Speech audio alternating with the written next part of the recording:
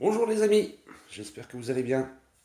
Aujourd'hui, pour cette nouvelle vidéo, petit café à la vôtre. Très bon le café, c'est un antioxydant. Mais le café, c'est un petit peu comme les femmes.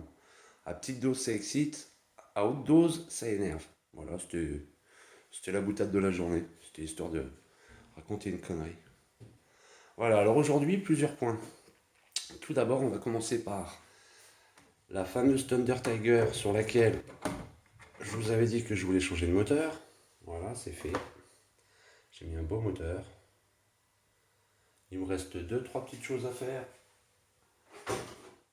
pour que la voiture fonctionne parce qu'il manque de la durite. Il faut que je mette de la durite neuve quand même, ça serait mieux. Je vais mettre aussi un filtre à essence. Donc je vais faire une petite commande chez JMR à Angers. Euh, Qu'est-ce qui me manque d'autre? C'est tout. C'est tout. Elle sera prête à faire feu dans pas longtemps. Donc voilà pour la Thunder Tiger. MiG 15, c'est terminé. On va bientôt la faire rouler. Aujourd'hui, je voulais vous faire voir un petit peu, vous présenter comment fonctionne une voiture radiocommandée. Ça peut peut-être vous intéresser. Si j'arrive à enlever la carrosserie. Un, deux, deux. Voilà, voilà. Donc, ça, c'est une T2M, échelle 1/10, qui va être que je vais vendre, si ça vous intéresse. Et je voulais vous montrer un petit peu comment ça fonctionne. Donc là, télécommande. Quand je vais vendre la voiture, ça sera avec certainement les deux manettes. Enfin, les deux manettes, les deux télécommandes. La télécommande d'origine, qui était vendue avec le véhicule, et une télécommande à volant, comme ceci, qui est récente. Et comme ça, l'acquéreur pourra essayer, parce que c'est vraiment deux conduites différentes, que ce soit avec cette petite, je sais pas comment on appelle ça, voilà. Là, sachez que c'est un volant. On tourne à droite, on tourne à gauche. L'accélérateur, le frein, voilà. Et pour changer de télécommande, c'est très simple. Il y a juste cette pièce-là à changer, vous voyez, qui s'appelle le récepteur. Et le récepteur, il est ici, vous voyez. C'est simple comme tout à changer. Il y a juste les trois fils à mettre là. Et voilà, ça se fait très facilement. Bref. Donc je voulais montrer un petit peu comment ça marche. On va enlever le filtre à air, on verra mieux. Voilà. Donc là, j'allume la télécommande, comme vous pouvez le voir. J'accélère, je freine. Vous voyez, c'est où le carbu?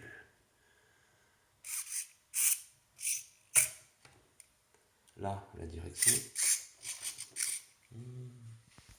À mon avis, les puces sont un petit peu mortes là. Ouais. À changer. Voilà. Autre chose aussi, aujourd'hui, j'aimerais vous parler de l'échelle. Parce que l'échelle des voitures radiocommandées est bien souvent différente. C'est une histoire de taille. Donc là, par exemple, que ce soit celle-ci, ou celle-ci, ou celle-ci, c'est du 1/10. C'est-à-dire qu'en gros, ça fait une trentaine de centimètres. Là, sur un véhicule comme celui-ci, on est sur à peu près 50 centimètres, entre 45 et 50. Ça, c'est une 1/8. Là, le Monster Truck, c'est du 1/7. Il y a encore plus gros, il y a du 1/5. Mais bon, là, c'est vraiment gros. Et c'est des moteurs qui font entre 25 et 30 cm3, donc ça n'a plus rien à voir. Là, sur la 1/7, c'est un 3,5 cm3. Donc, c'est plus pareil. C'est pas du tout la même chose. Donc voilà, là, on a une 1/12. Un petit bug électrique, 1/12. Donc on voit bien la différence entre du 1/10 et du... Attendez, je vais peut-être faire ça comme ça. C'est pas évident avec deux mains. Voilà. C'est un petit peu plus petit. Là pareil, c'est une 1/12. Alors celle-là, je voulais vous la présenter parce que c'est une voiture que j'adore. En fait, c'est la marque, c'est une Tamiya. Et quand vous l'achetez, ce véhicule, il est complètement en pièces détachées. C'est-à-dire que c'est à vous de l'assembler, comme une maquette, pareil. Donc elle est vendue complète, enfin complète, sans la télécommande. Et ça vaut entre 100 et 150 euros. Et ce qui est super intéressant justement, c'est de pouvoir l'assembler quoi, de A à Z, comme une maquette. Vous avez tous les plans et vous avez tout à monter. Donc ça vous apprend un petit peu la mécanique, l'assemblage. Voilà. La carrosserie, elle est à peindre. Elle arrive transparente. Vous avez juste à la peindre. Alors ça fait partie de mes toutes premières RC. Donc à l'époque, j'étais pas au point. Donc là, je me suis pas pris la tête. J'ai tout peint en noir. Avec des petites rappels, avec des petites retouches pardon, de verre fluo. Voilà. Autre chose, ouais, l'ancien moteur de cette affaire. En fait, je vous ai dit une bêtise. Je pensais que c'était un 2,1 cm3. Ben non, c'était bien un 2,5. Par contre, celle-ci, hein, le moteur est exactement pareil. J'en ai d'ailleurs un autre là. C'est vraiment des 2,1 cm3. Je vous le dis véritablement parce que j'étais vérifié quand même sur la boîte. Donc voilà. Ensuite, je voulais vous montrer autre chose concernant les véhicules électriques. Là, par exemple, la petite Tamiya, là, voilà ce qu'est un moteur électrique. Voilà. C'est assez simple. Et là, je voulais vous montrer un truc marrant, c'est que ça, c'est un moteur de visseuse-dévisseuse. Vous voyez? C'est vraiment la même chose, quoi. Bon, par contre, aucun intérêt de monter ça sur une voiture, parce que c'est pas du tout fait pour, ça tourne pas à la même vitesse. Ça n'a rien à voir. Voilà les amis, je vais vous laisser.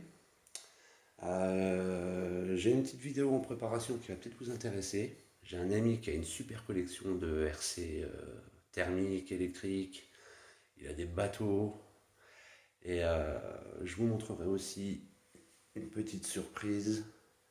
Parce qu'il a un modèle qui est assez rare. J'en dis pas plus. Vous n'avez qu'à regarder la vidéo qui arrivera très prochainement. Quoi d'autre? Bah, c'est tout pour aujourd'hui. C'est déjà pas mal. Qu'est-ce que vous en pensez? N'hésitez pas, si vous aimez, vous likez. Si vous aimez pas, vous likez quand même. Les commentaires, je suis preneur. Hein. Vous me dites ce que vous en pensez. Si je raconte des conneries, n'hésitez pas. Et puis voilà, c'est tout. Allez, ben les amis, je vous souhaite une bonne journée. Et puis je vous dis à très bientôt.